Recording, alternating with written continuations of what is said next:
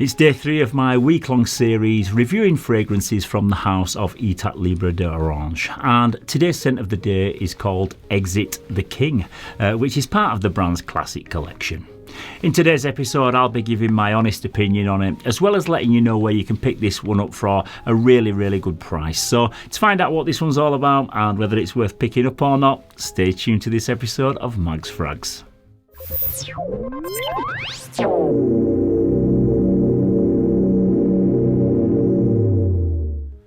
Yes, hello again everybody and welcome to another episode of Mags Frags.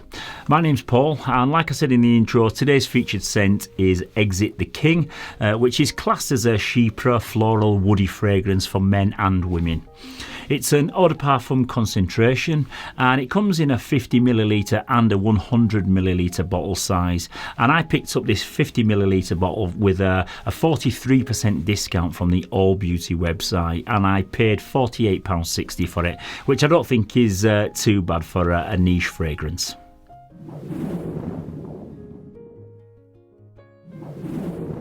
Okay, so into the presentation, and this one comes in the classic style gloss white box with the brand's red and blue bullseye motif and black branding. On the front is the name of the fragrance, the name of the house and the size and concentration, and on the top there's kind of a faint embossed logo, and on the back we've got all your product information, and finally at the bottom is where you'll find your barcode and your batch code, which the batch code on this one is J21S433G. The bottle comes in a fairly minimalistic design, and it comes in like a square shaped clear glass bottle, and the branding on the front is just actually a sticker, so it's not the most high-end presentation, but it does look decent enough.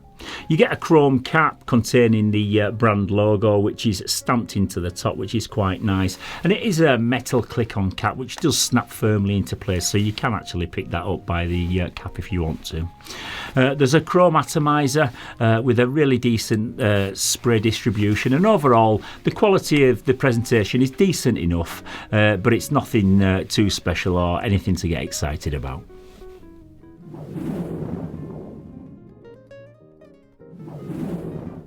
Okay, so into the note breakdown, and the top notes in this one are Aldehydes, musk, pink pepper and Timur pepper. In the heart we've got rose, jasmine and lily of the valley, and the base notes in this one are moss, patchouli, sandalwood and ambroxan.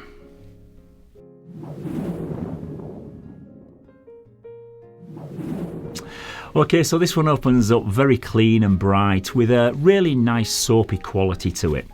It's not an in-your-face soapiness though, like you get in some neroli dominant fragrances, but instead you get a blend of aldehydes, musk and a combination of 2 nostril tingling spices, and the opening is just super pleasant and easygoing and likeable.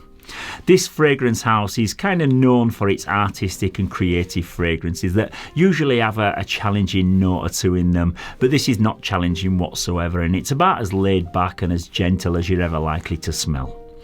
The soapy accord is the most prominent characteristic of this fragrance, and it remains through into the dry down, where you'll pick up on some light florals in the heart of the scent, including rose, jasmine and lily of the valley, and after the dry down it does stay fairly linear and nothing really changes until the scent fades away. There is a mild presence of Ambroxan in the base, and you may pick up on a bit of a salty aquatic vibe from time to time, but I don't get any of the patchouli or the moss that's listed in this one. It is a straight down the middle unisex fragrance in my personal opinion, but I think if I went out into the city centre and asked 100 people on the high street if it was masculine or feminine, I would probably predict that more people would think that this leans a touch more feminine than it does masculine. But for me it's just a super clean, natural smelling fragrance that just makes you smell like you've just had a really relaxing hot bath in some luxurious bath oils in a posh boutique hotel. There's absolutely nothing to dislike in this one, and I think it's a really nice smelling scent.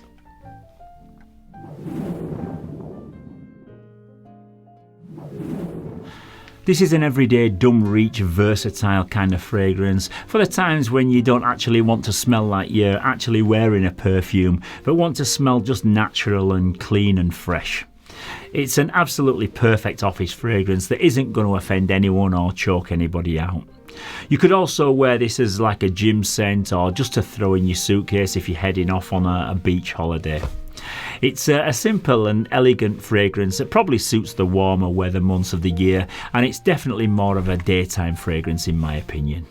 Like I said before, some of you fellas out there might just find it leans a little bit too feminine for your own personal taste, but I wouldn't have a problem wearing this one whatsoever, and as soon as we get into the springtime, I will probably be rocking this one as my daily driver.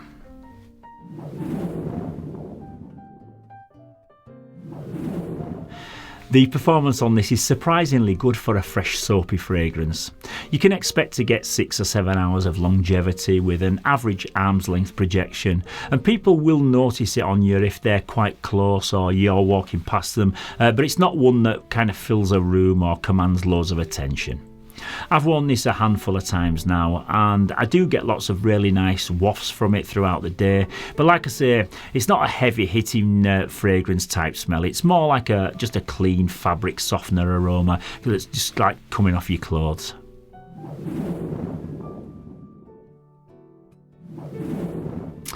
Yeah, this is not something I'd describe as a sexy clubbing fragrance, and it's not even a date night scent.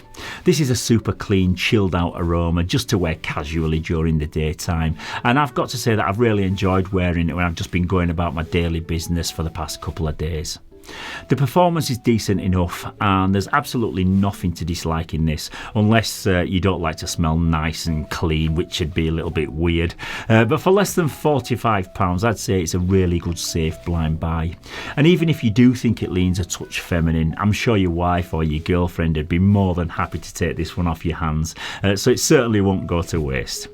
I really like it, and I look forward to giving this one plenty of wearings in the springtime, and it'd really complement a t-shirt and jeans perfectly. And for me, I'd say this one's a solid 8 out of 10 fragrance. Okay, so that's about it for this third instalment in this little 6-part mini-series. And if you haven't already checked out the first couple of episodes, then don't forget to head over and check those out, which are now available on the homepage of my channel. I've actually got 2 uploads coming tomorrow because, as well as giving my thoughts on another one from the Etat Libre D'orange fragrance range, I'll also be reviewing a brand spanking new scent that's only just become available just yesterday here in the UK on the 1st of January 2023. So I've given it a full wearing yesterday, and boy, it's an absolute banger, so you definitely don't want to miss that one tomorrow. Also, if you do enjoy the content that I produce and find it useful in any way, then please don't forget to give it a thumbs up and to subscribe to the channel. It's also always great to hear your opinions, your thoughts and your critiques on all of the fragrances that feature on the channel, so don't forget to keep your comments coming down in the comments section. So once again, thank you very much for tuning in to this latest episode. Stay safe, keep smelling fresh, and I'll see you tomorrow for 2 video uploads. Bye bye for now.